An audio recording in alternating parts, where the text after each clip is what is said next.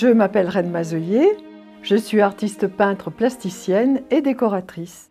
C'est le nom de mon premier mari, j'ai gardé ce nom-là que j'aimais beaucoup.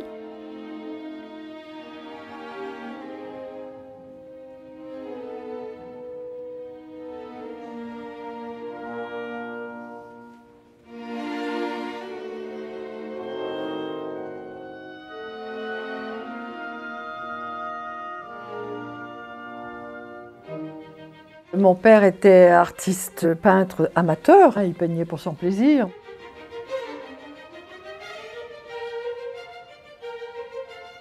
Quand il revenait de son travail, je m'assoyais à côté de mon père et on peignait ensemble en fait. Donc il m'a donné envie de peindre parce que je le voyais tellement heureux quand il peignait.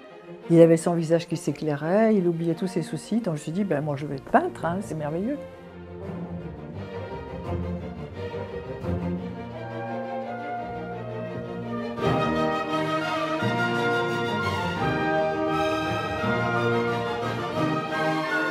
Et c'est l'art qui mène ma vie et qui me conduit dans toutes mes décisions et mes choix.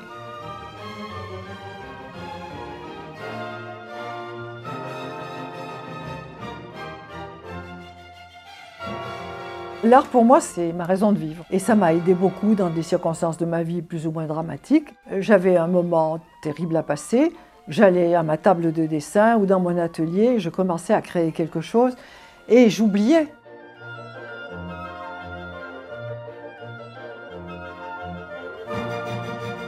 Puis on plonge dans un autre univers et c'est fini, quoi. Là, c'est dans un coin, c'est dans un tiroir, on n'y pense plus. Mais ça, c'est une sorte de catharsis, c'est pour lutter contre l'idée de la déchéance, de la mort, de tout ce qu'on veut, parce qu'évidemment, elle est fatale, un jour ou l'autre, elle arrive.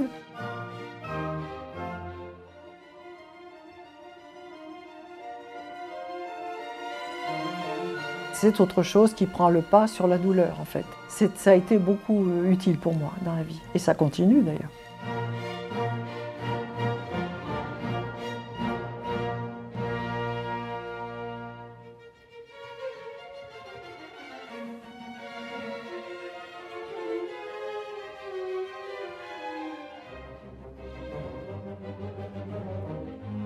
Ici au musée d'Allard, je présente 12 ans de création.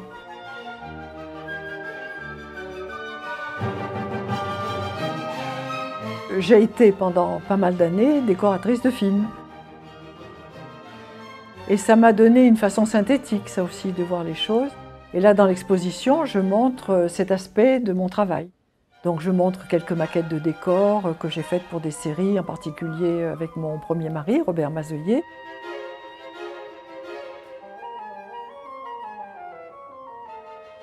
Et j'ai travaillé sur ces séries, que ce soit Les gens de Mogador, qui a été mon premier travail de décoratrice, ou ensuite Joséphine ou la comédie des ambitions, enfin plein de films que nous avons fait ensemble. Donc chaque fois, ça m'a un peu obligée à une technique et à bien savoir de quoi je parlais, à connaître une époque et à travailler en équipe aussi, ce que j'aimais beaucoup. Donc ça, c'est un autre aspect de mon travail, mais que j'aime toujours autant. Mais maintenant, je travaille beaucoup plus comme une artiste que comme une décoratrice.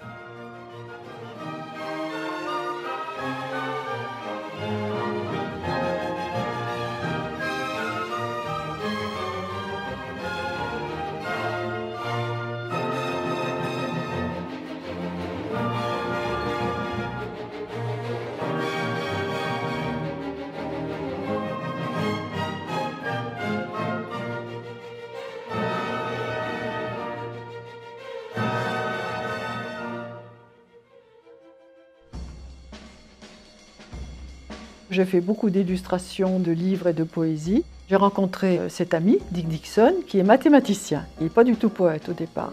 Mais il m'a dit, il y a une chose que je peux faire, c'est des poésies. J'ai dit, génial, tu fais des poésies et moi je vais essayer de les illustrer. Parce que j'aime l'humour, j'aime le fantastique et j'aime les situations rocambolesques. Donc il y avait ces trois choses qui m'inspiraient beaucoup. Il fallait qu'il y ait des couleurs pétantes, il fallait que les personnages soient rigolos. Mais le fil directeur, c'est toujours de trouver une situation contemporaine et en même temps de retourner cette situation pour qu'elle devienne un peu drôle ou un peu absurde, où on ne sait plus dans quel monde on vit. C'est un autre monde, quoi. C'est pas un monde réel.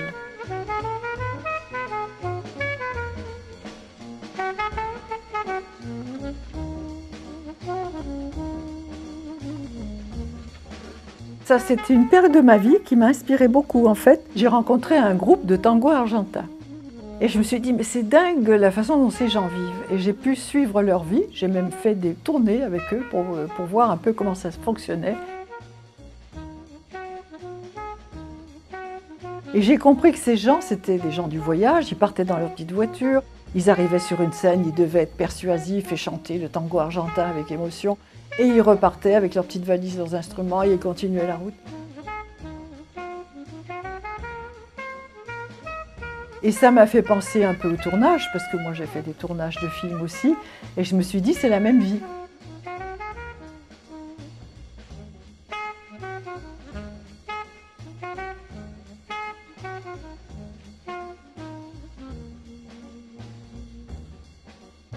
Il y a plein de gens dans la vie comme ça qui ont des vies qu'on connaît ou qu'on ne connaît pas, et c'est un peu totémique, c'est-à-dire que c'est ce personnage-là. Donc c'est pour ça que je suis partie sur toutes ces histoires de totems, et je peux en faire à l'infini. Je vais d'ailleurs continuer à en faire parce que c'est inspirant. Hein. Je peux faire le caméraman par exemple, ça peut être un beau totem. Je peux faire le médecin véreux qui ne sait pas soigner les gens, je peux faire n'importe quoi.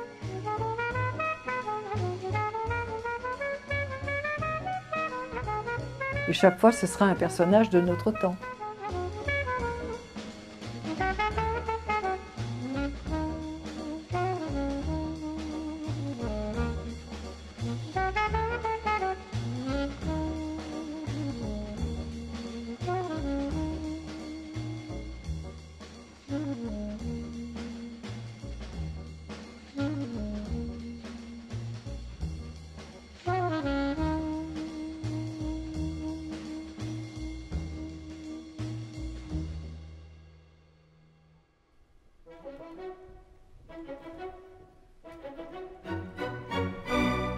Alors là, c'est très clair parce que j'étais confinée, j'étais dans mon atelier en Dordogne où je ne voyais pas un chat et je n'ai vu personne pendant 2 mois, ce qui est compliqué quand même.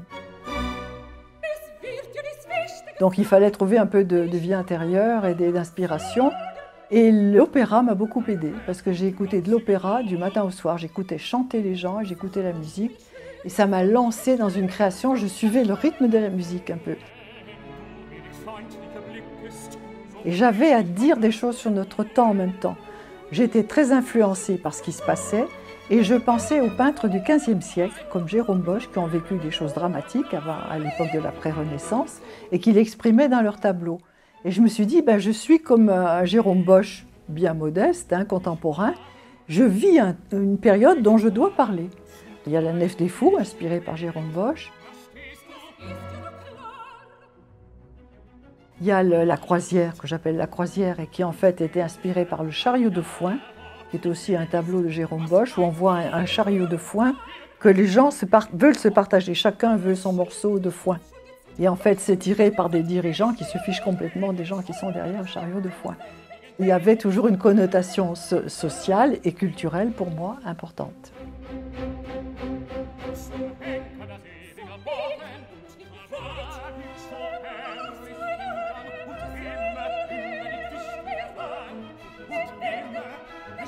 J'avais beaucoup donné dans mes tableaux contestataires, si j'ose dire. Et là, je me suis dit, bon, on va se calmer un peu. Et qu'est-ce qu'il faut maintenant penser? Penser à souffler, penser à respirer, penser à vivre. Et j'ai fait un peu ce qu'on appelle l'éloge de la lenteur dans cette toile où je fais un gros escargot avec un petit personnage dessus, qui est, bon, apprendre à vivre et à apprécier les choses plus lentement. Bon, ça, c'était un peu mon idée pour sortir de cette crise de nerfs et d'angoisse.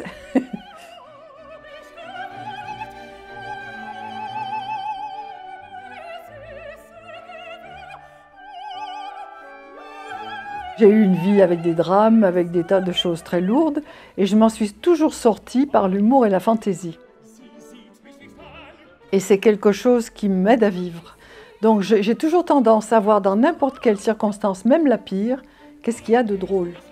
Et ça me met la tête hors de l'eau. Donc je veux continuer à vivre ça, et particulièrement dans les contes de fées. Parce que si on considère les contes de fées, c'est souvent terrible.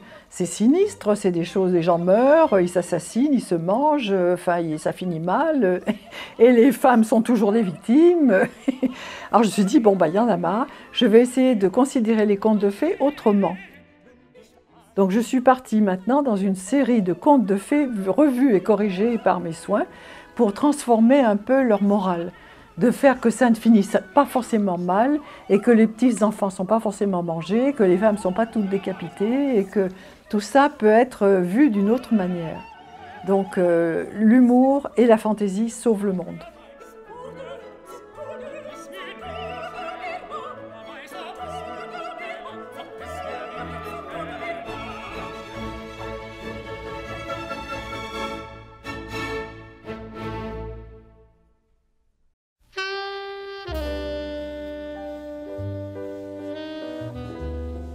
L'épiphanie, ben ça c'est un peu un résumé, si tu veux, de tout ce que j'ai vécu pendant toute cette période, avec les totems et les personnages que j'ai mis dedans.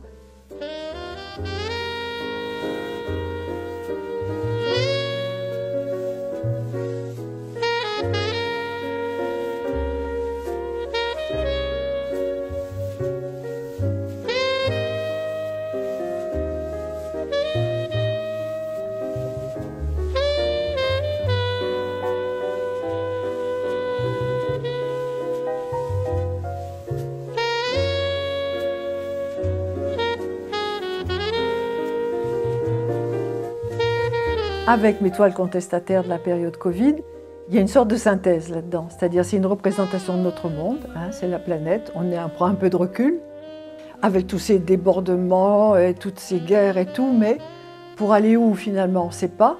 Donc on peut supposer que cette planète, elle peut se détruire et se reconstruire et renaître. Et c'est un peu une vision plus universaliste de notre monde en fait. C'est un peu une sorte de conclusion à sous ce chaos.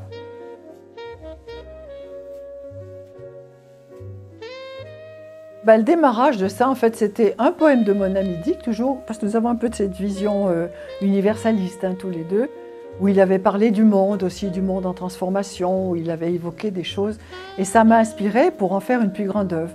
Donc j'avais d'abord illustré son poème, et ensuite ce poème et cette illustration m'ont aidé à voir les choses en plus grand, et à l'adapter à une vision du monde.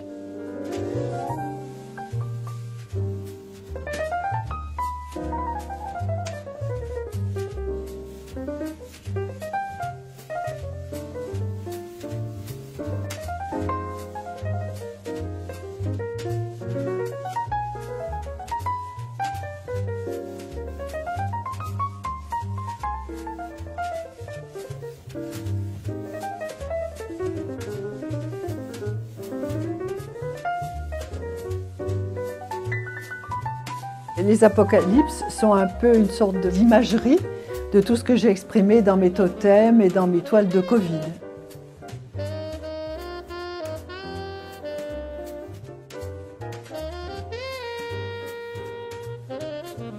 Donc c'est un peu la même chose, fait différemment avec une autre technique, avec un dessin beaucoup plus dessiné.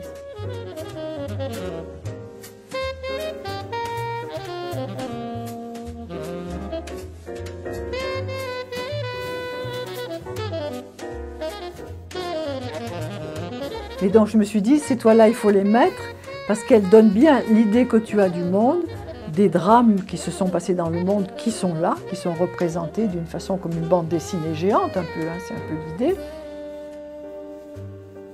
Et en même temps du rapport avec l'histoire, parce que là il y a Michel-Ange qui est cité, il y a Poussin dans Orion aveugle, donc moi j'aime bien ce rapport avec l'histoire toujours. Et là je me suis dit c'est une belle conclusion pour l'expo.